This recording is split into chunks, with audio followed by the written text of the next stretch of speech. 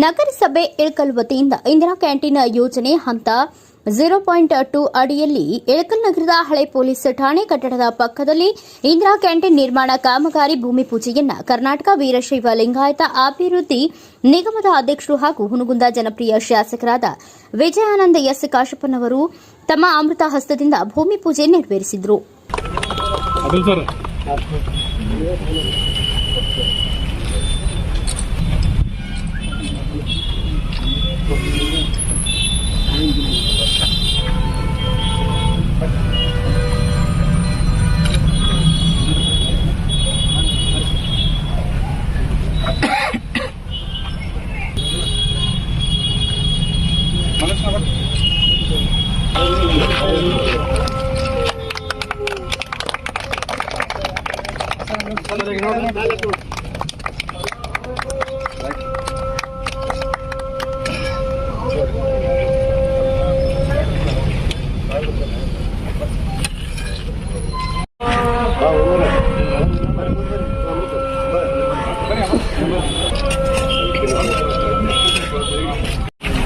Indira canteen ಬಹುತೇಕ ಇದು ನಮ್ಮ ಹಿಂದಿನ ಸರ್ಕಾರದಲ್ಲಿ ಮಾನ್ಯ ಮುಖ್ಯಮಂತ್ರಿಗಳಾದಂಥ ಸಿದ್ದರಾಮಯ್ಯನವರು ಪ್ರತಿ ತಾಲೂಕಾ ಹೆಡ್ ಕ್ವಾರ್ಟರ್ಗೆ ಒಂದು ಇಂದಿರಾ ಕ್ಯಾಂಟೀನನ್ನು ಕೊಡೋದ್ರ ಮುಖಾಂತರ ನಾವು ಈಗಾಗಲೇ ರಾಜ್ಯದಲ್ಲಿ ಎಲ್ಲ ತಾಲೂಕು ಮಟ್ಟದಲ್ಲಿ ಇಂದಿರಾ ಕ್ಯಾಂಟೀನನ್ನು ಪ್ರಾರಂಭಿಸಿದ್ದೇವೆ. ಅದೇ ರೀತಿ ಹುನಗುಂದದಲ್ಲಿ ಕೂಡ ಒಂದು ಇಂದಿರಾ ಕ್ಯಾಂಟೀನನ್ನು ನಾನು ಈ ಬಾರಿ 23ಕ್ಕೆ ಗೆದ್ದ ಮೇಲೆ ಅದನ್ನು ಪ್ರಾರಂಭಿಸಿದ್ದೆ. ಯಾಕಂದರೆ ಮಂಜೂರಾದರೂ ಕೂಡ ಉದ್ದೇಶಪೂರ್ವಕವಾಗಿ ಇಂದಿರಾ ಕ್ಯಾಂಟೀನ್ ಆಗಬಾರ್ದು ಅನ್ನೋ ಒಂದು ಗುರು ಉದ್ದೇಶದಿಂದ ಹಿಂದಿನ ಸರ್ಕಾರ ಆಡಳಿತವಿರುವಂಥ ಶಾಸಕರು ಅದನ್ನು ಮಾಡಿಸಿಕೊಡಲಿಲ್ಲ.